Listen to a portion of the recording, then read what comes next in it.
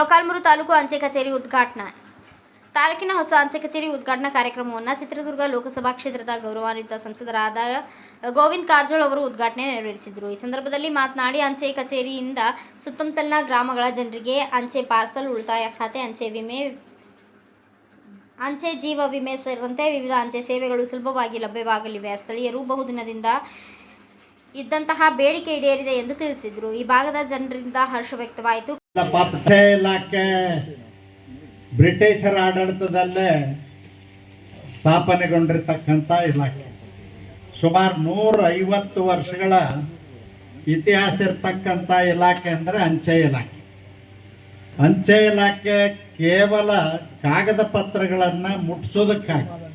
ಇವತ್ತು ನಾವು ಆವಾಗಿನ ಕಾಲದಲ್ಲಿ ಟೆಲಿಫೋನದ ವ್ಯವಸ್ಥೆ ಇರಲಿಲ್ಲ, ಮೊಬೈಲ್ದ ವ್ಯವಸ್ಥೆ ಇರಲಿಲ್ಲ. ಅಂಥ ಕಾಲಘಟ್ಟದಲ್ಲಿ ಒಂದು ಊರಿಂದ ಒಂದು ಊರಿಗೆ ಹೋಗ್ಬೇಕಂದ್ರೆ ಬಸ್ ಸೌಕರ್ಯ, ರೈಲು ಸೌಕರ್ಯಗಳು ಕೂಡ ಇರಲಿಲ್ಲ. ಆ ಸಂದರ್ಭದಲ್ಲಿ ಅಂಚೆ ಕಾರ್ಡ್ಗಳ ಮೂಲಕ, ಅಂಚೆ ಪತ್ರಗಳ ಮೂಲಕ ಕ್ಷೇಮ ಸಮಾಚಾರವನ್ನು ತಿಳಿಸ್ತಕ್ಕಂಥದ್ದು ಒಂದು ವಾಡಿಕೆ ಆಗಿತ್ತು. ಆ ಕಾರಣಕ್ಕಾಗಿ ಪೋಸ್ಟ್ ಕಾರ್ಡ್ಗಳ ಮೂಲಕ ಪತ್ರ ವ್ಯವಹಾರವನ್ನು ಊರಿಂದ ಊರಿಗೆ ಮಾಡತಕ್ಕಂಥ ಒಂದು ವ್ಯವಸ್ಥೆ ಇತ್ತು. ಅದಕ್ಕಾಗಿ ಅಂಚೆ ಇಲಾಖೆಯನ್ನು ಸ್ಥಾಪನೆ ಮಾಡಿದ್ದರು.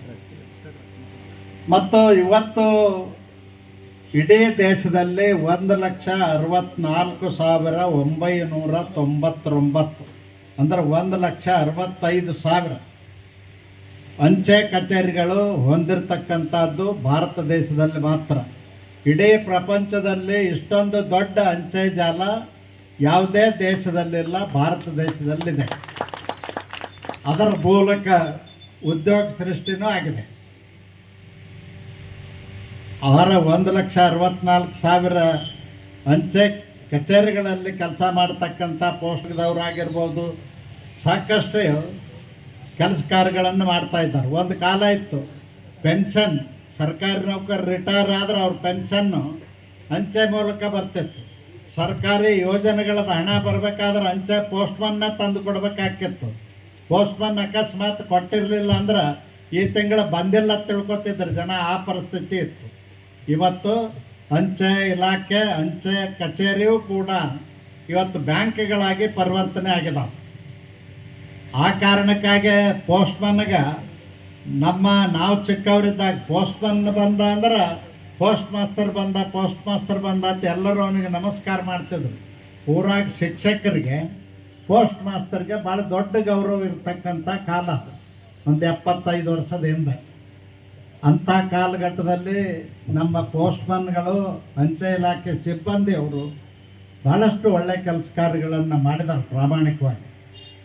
ನಮ್ಮ ಇವತ್ತು ಕಾರ್ಯಕ್ರಮಕ್ಕೆ ಆಸೀನರಾಗಿ ವೇದಿಕೆಯ ಮುಂಭಾಗದಲ್ಲಿರುವ ಎಲ್ಲರಿಗೂ ಹಾಗೂ ಮಾಧ್ಯಮ ಮಿತ್ರರಿಗೂ, ಆರಕ್ಷಕರಿಗೂ, ನಮ್ಮ ಅಂಚೆ ಇಲಾಖೆ ಸಿಬ್ಬಂದಿ ವರ್ಗದವರಿಗೂ ಎಲ್ಲರನ್ನೂ ಈ ಕಾರ್ಯಕ್ರಮಕ್ಕೆ, ಈ ಒಂದು ಕ್ಷೇತ್ರದ ಎಲ್ಲ ಸಾರ್ವಜನಿಕರಿಗೂ ಮತ್ತೊಮ್ಮೆ ಸುಸ್ವಾಗತ ಕೋರುತ್ತಾ, ನಮ್ಮ ಅಂಚೆ ಇಲಾಖೆ ಸುಮಾರು 170 ಇಲ್ಲಿ ಪೋಸ್ಟಲ್ ಕಟ್ಟಡ ಇತ್ತು.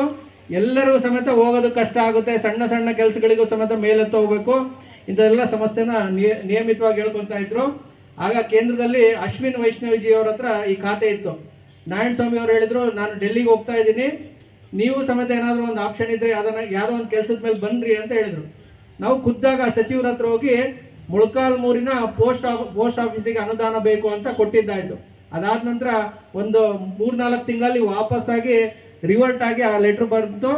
ಅವತ್ತು ಸುರೇಶ್ ಸರ್ ಅವರು ನಮಗೆ ಅಲ್ಲಿ ಪೋಸ್ಟಲ್ ಮಾಸ್ಟರ್ ಇದ್ರು, ಇದೇ ಮೊಳಕಾಲ್ಮೂರು ತಾಲೂಕಿನ ಸುರೇಶ್ ಸರ್ ಅವರು. ರಿವರ್ಟ್ ಆಗಿ ಲೆಟ್ರ್ ಬಂತು. ಅದನ್ನು ಫಾಲೋ ಅಪ್ಪಿಗೆ ಅಂತ ಆಯಿತು. ಅಷ್ಟೊತ್ತಿಗೆ ಕೇಂದ್ರ ಸರ್ಕಾರದ ಅಂದರೆ ಸರ್ಕಾರದಲ್ಲಿ ಚುನಾವಣೆ ಬಂತು. 2000 ನಾವು ನಂತರ ಬಂದಂಥ ಚುನಾವಣೆ 2024ರಲ್ಲಿ ಚುನಾವಣೆಯನ್ನು ಬಂತು. ಮುಂದುವರೆದು ನಾವು ಇಲ್ಲಿ ಸಂಸದರಾದಂಥ ಗೋವಿಂದ ಕಾರಜೋಳ ಸರ್ ಬಂದಾಗ ನಾವು ದೆಹಲಿಗೆ ತೆರಳಿದ್ವಿ. ಅವತ್ತು ಕಳೆದ ಬಾರಿ ಕೊಟ್ಟಿರೋಂಥ ಲೆಟ್ರನ್ನೇ ಒನ್ ಟೈಮ್ ತೋರಿಸಿದ್ವಿ. ಅವರು ಸಮೇತ ಯಾವುದೇ ಕಾರಣಕ್ಕೆ ತಡೆ ಮಾಡಲಿಲ್ದಂಗೆ ಈ ವಿಚಾರ ನೋಡಿದ ತಕ್ಷಣ ನಾನು ಸಮೇತ ಇದನ್ನು ಫಾಲೋ ಅಪ್ ಮಾಡಬೇಕು ಅನ್ನೋ ಒಂದೇ ಉದ್ದೇಶದಿಂದ ಅವತ್ತೇ ಲೆಟ್ರ್ ಮಾಡಿಸಿ ಮರುದಿನನೇ ಸೆಷನ್ ನಡೆಯೋ ಟೈಮ್ನಲ್ಲಿ ಅಶ್ವಿನಿ ವೈಷ್ಣವರಿದ್ದರು. ಅವ್ರು ಕೊಟ್ಟ ತಕ್ಷಣ ವಿತಿನ್ 1 ದಿನದೊಳಗಾಗಿ ನಮಗೆ ಇಲ್ಲಿ ಬೆಂಗಳೂರಿಂದ ಕರೆ ಬರುತ್ತೆ, ಇದಕ್ಕೆ ಸ್ಯಾಂಕ್ಷನ್ ಆಗಿರೋ ಅಂಥ ಅಮೌಂಟ್ ಎಲ್ಲನೂ ಸಮೇತ ಆ ತಡ ಮಾಡಲಿಲ್ದಂಗೆ ಏಪ್ರಿಲ್ ತಿಂಗಳೊಳಗಾಗಿ ಭೂಮಿ ಪೂಜೆ ನಿರ್ವಹಿಸಿದ್ರು. ಬರುವಂಥ ಏಪ್ರಿಲ್ ತಿಂಗಳು ಒಳಗಾಗಿ ನಮ್ಮೆಲ್ಲರ ಕಣ್ಮುಂದೆ ಎಷ್ಟು ಅಂದರೆ ಮೊಳಕಾಲ್ಮೂರಿಗೆ ಸಂತೋಷ ನೀಡಬೇಕು. ಯಾಕಂದರೆ ಇಷ್ಟು ದಿನ ಈ ಭಾಗದಲ್ಲಿ ಏನೋ ಒಂದು ಕಟ್ಟಡ ಬೇಕು ಅಂತಿದ್ರು. ಅದನ್ನು ನಾವೆಲ್ಲರೂ ನಿಂತು ಸಂತೋಷ ಪಡೋ ಅಂಥ ಕಟ್ಟಡನ ಇವತ್ತು ಕಮಿಟ್ಮೆಂಟ್ ಪ್ರಕಾರ ಮುಗಿಸ್ಕೊಟ್ರೆ ಅಂತಾರೆ. ಯಾಕಂದರೆ ಅವತ್ತು ನಿಂತ್ಕೊಂಡು ಹೇಳಿದರು ಕಾಂಟ್ರಾಕ್ಟರ್ಗಳಿಗೆ 6 ತಿಂಗಳೊಳಗಾಗಿ ಕಟ್ಟಡ ಮುಗಿಸ್ಕೊಡ್ಬೇಕು ಅಂತ ಹೇಳಿದರು. ಬಟ್ ಇವತ್ತು ಮೊಳಕಾಲ್ಮೂರಿನಲ್ಲೇ ಸಾಕಷ್ಟು ಅಭಿವೃದ್ಧಿ ಕಾರ್ಯಗಳು ಹಂಗೆ ನಿಂತ್ಕೊಂಡಿರೋದು, ಉದ್ಘಾಟನೆ ಆಗಲಿಲ್ಲ ನೋಡಿದ್ರು. ಆದರೆ ನಮ್ಮ ಗೋವಿಂದ ಕಾರಜೋಳ ಸರ್ ಅವರು ಕಮಿಟ್ಮೆಂಟ್ ಕೊಟ್ಟೋದಂಗೆ ಇವತ್ತು ಉದ್ಘಾಟನೆ ಮಾಡಿ ನಮ್ಮೆಲ್ಲರಿಗೂ ಸಮೇತ ಮೊಳಕಾಲ್ಮೂರಿಗೆ ಇಷ್ಟು ದೊಡ್ಡ ಪೋಸ್ಟ್ ಆಫೀಸ್ ಕಟ್ಟಡ ಕೊಟ್ಟಿದ್ದಾರೆ. ಇಂಥ ಸಾಕಷ್ಟು ಅಭಿವೃದ್ಧಿ ಕಾರ್ಯಗಳನ್ನ ಸಮೇತ ಮುಂದಿನ ದಿನದಲ್ಲಿ ನಾನು ಕೊಡೋದಕ್ಕೆ ರೆಡಿ ಇದ್ದೀನಿ ಅಂತ ಹೇಳೋದಕ್ಕೂ ಇವತ್ತು ಹೇಳಿದ್ದಾರೆ. ಅದಕ್ಕೋಸ್ಕರ ನಮ್ಮೆಲ್ಲರ ಪರವಾಗಿ ಮೊಳಕಾಲ್ಮೂರಿನ ಅಷ್ಟು ಸಾರ್ವಜನಿಕ ಪರವಾಗಿ ದೊಡ್ಡ ಚಪ್ಪಾಳೆ ಮೂಲಕ ಅವ್ರಿಗೆ ಅಭಿನಂದನೆ ಸಲ್ಲಿಸೋದಕ್ಕೆ ಇಷ್ಟಪಡ್ತೀನಿ. ಧನ್ಯವಾದ. ಜಿಲ್ಲೆಯ ಪೋಸ್ಟಲ್ ಅಧಿಕಾರಿಯಾದಂಥ ಶ್ರೀಯುತ ಉಷಾ ಮೇಡಮ್ ಅವರೇ ಮತ್ತು ವೇದಿಕೆ ಮೇಲೆ ಉಪಸ್ಥಿತರುವಂಥ ಎಲ್ಲ ಗಣ್ಯ ಮಾಧ್ಯಮ, ಇವತ್ತು ನಾವೆಲ್ಲರೂ ಸಮೇತ ಭಾಳ ವಿಶೇಷವಾದಂಥ ಒಂದು ಕಾರ್ಯಕ್ರಮದಲ್ಲಿ ಸೇರಿದ್ದೀವಿ. ಇದಕ್ಕೆ ನಮ್ಮ ಕೇಂದ್ರದ ಪ್ರಧಾನಮಂತ್ರಿಗಳಾದಂಥ ನರೇಂದ್ರ ಮೋದಿಜಿಯವರು ಒಂದು ಕಮಿಟ್ಮೆಂಟ್ ಇದೆ. ಏನಂತ ಅಂದರೆ ನಮ್ಮ ಅವಧಿನಲ್ಲೇ ಭೂಮಿ ಪೂಜೆ ಮಾಡಿರೋಂಥದ್ದು, ನಮ್ಮ ಅವಧಿನಲ್ಲೇ ಉದ್ಘಾಟನೆ ಅಂಥ ಕಮಿಟ್ಮೆಂಟ್ಗೆ ಹೆಸರುವಾಸಿಯಾದಂಥ ನಮ್ಮ ಸಂಸದರು ಸಮೇತ ಅವರೇ ಭೂಮಿ ಪೂಜೆ ಮಾಡಿ ಇವತ್ತು ಉದ್ಘಾಟನೆ ಮಾಡ್ತಿರೋ ಅಂಥದ್ದು ಎಲ್ಲರ ಸಮೇತ ವಿಶೇಷ. ಮತ್ತು ಇಡೀ ಮೊಳಕಾಲ್ಮೂರಿಗೆ ಮುಕುಟಪ್ರಾಯ ಆಗುವಂಥ ಕಟ್ಟಡವನ್ನೇ ನಮ್ಮ ಎಲ್ಲರಿಗೂ ಸಮೇತ ನೀಡಿದ್ದಾರೆ.